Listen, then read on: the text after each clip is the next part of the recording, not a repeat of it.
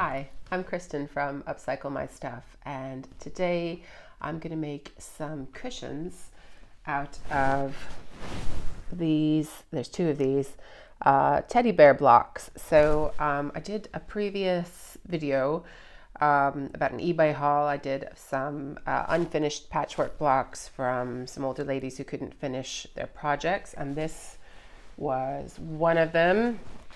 So there's two of these teddy bear hexie blocks that were done, I think using English paper piecing.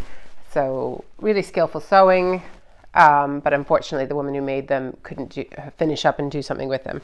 So I have a whole stack of them, but these two don't really coordinate super well with some of the other ones, so they're not going to make their way into a quilt or anything like that. So I thought I would make, because I've got two little boys, I would make them two cute little teddy bear cushions. And for the back, so in another video, I did an eBay haul of other people's like scrap denim, old jeans, stuff like that. This is not from that, but this is from a similar purchase. So I've got these strips of denim with like pre-embroidered stars on them. They're like all different lengths. Obviously not big enough to make a cushion back, but I'm going to piece them together. And those are going to be the back of my cushion because there are little stars there. So I thought it would kind of go. It's one of these things I bought going, what am I going to do with that? So, but basically you can make a similar type of cushion using any, so if you've got like a large Orphan block, so if you're a quilter, or a panel, if you're not, just like a fabric panel, sometimes you buy, or even something off of a t-shirt or a piece of clothing or something, but you need different backing for that. But this is, so an Orphan block would be perfect for this. So if you have something you made as like a test block and you liked it, but you didn't end up making a quilt out of it or something. So all you need is like a panel or block, and then a similar size piece of fabric for the back. Obviously I'm going to piece these denim scraps together to make the back.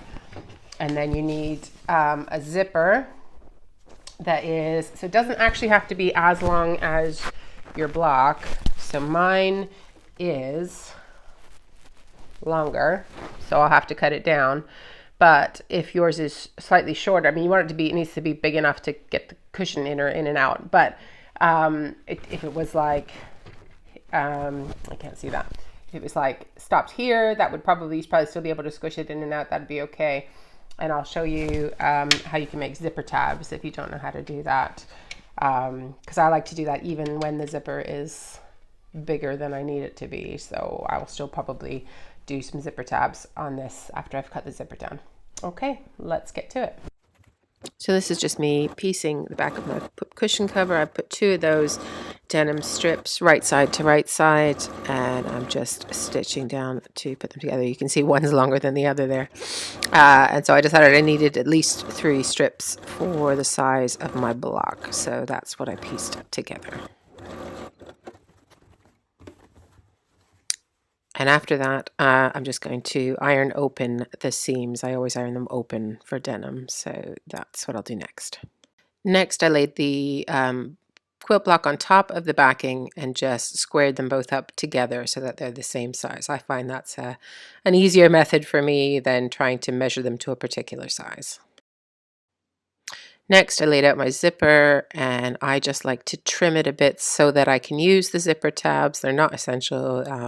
You can just cut the end of the zipper off after you've attached it to your block and your cushion, but I like to trim it down a bit. There's no kind of science to exactly how much, just enough that I can get like a 2-inch zipper tab on either end if I've got something that's quite this long.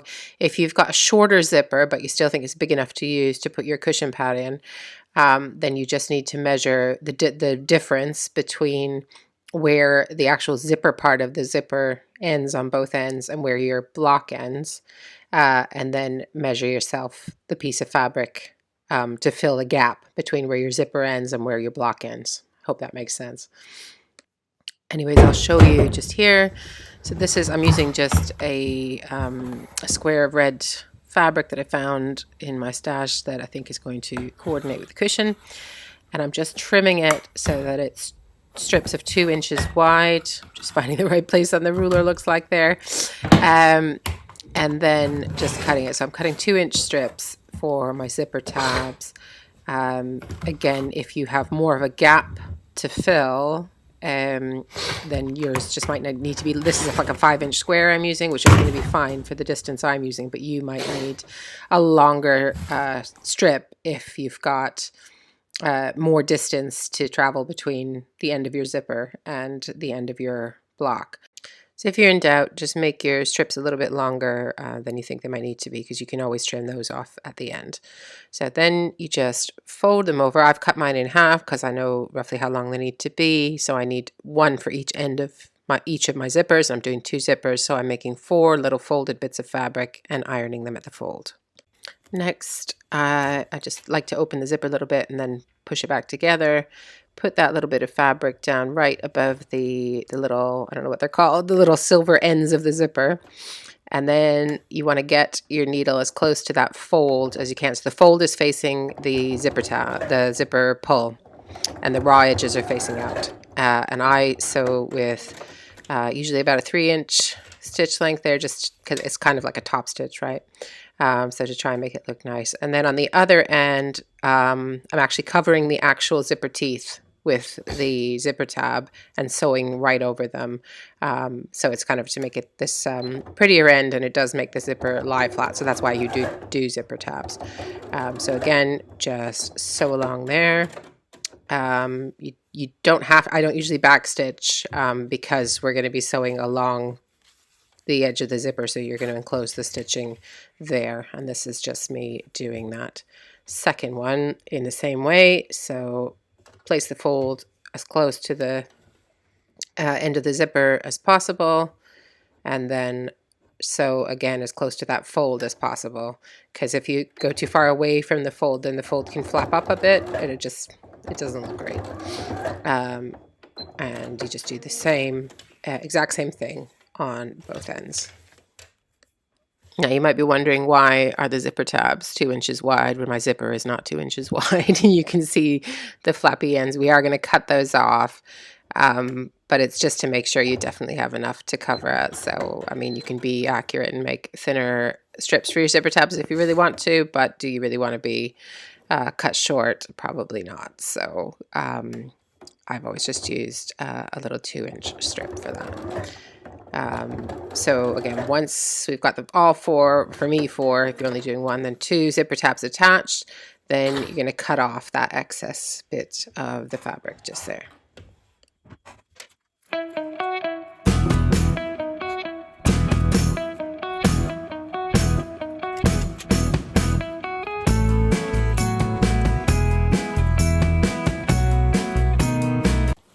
So the next thing we need to do is clip or pin the zipper where it needs to go. So you do it right sides to right sides, which means the side with the tab, the bit that you pull and you see on the outside of a cushion, is facing downwards, flat against the pattern of the front of your cushion. So, and then you just pin all the way along, trying to match the edges of the zipper and the block as best you can. If it's not already on your machine, you want to switch to your zipper foot. And then I've got 2 methods that I use for doing zippers, because when I learned the way, 1/4 inch away from the teeth and all of this, I just could never quite get it straight. I need a line to follow. So I actually do 2 different ways. So this is the first one. So I've got my zipper foot there, and I line up the outside edge with the edge of the zipper teeth, and then use that to guide where the stitching is going to go. So do a little back stitch and then just sew all the way to the end.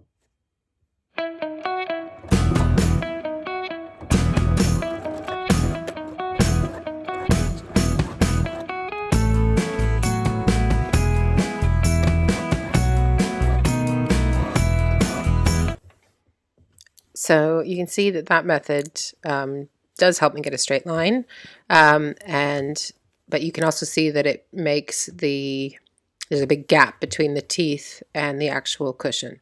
So I've got a second method that's kind of the opposite. So for my second sort of lazy zipper hack, instead of lining it up against the teeth, I actually sit the zipper presser foot directly on top of the teeth. So it's kind of centered on the teeth.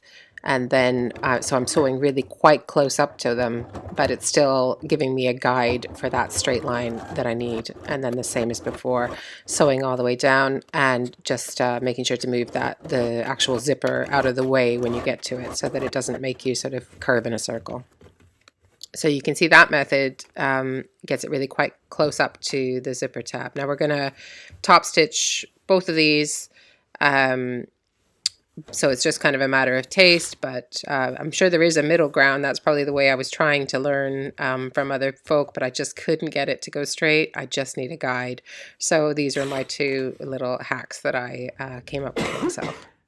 I'll show you the top stitching on the other side. Clearly I've already done it here. And then what you want to do is put the back of your cushion down, again, pattern to what's going to be the front of the zipper that you actually touch when you open it. So right sides to right sides, and line it up. Put the cushion under the machine so that you can still see the zipper, and use whichever of the two methods you like to do the same thing again on the other side.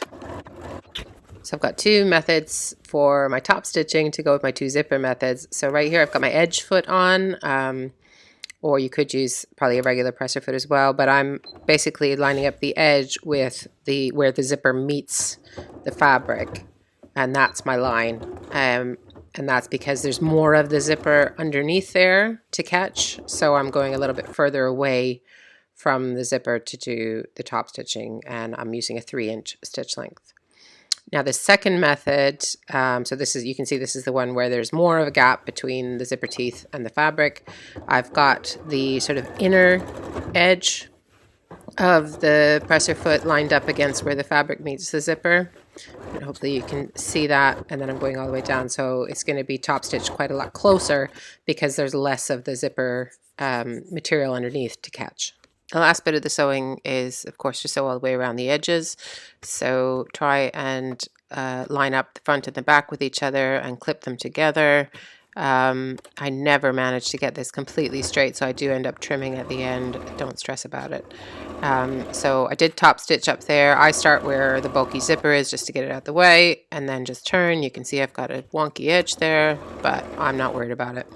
When I get to seams like this, press them open again to make sure I'm sewing them open, and then just go all the way around to the other side.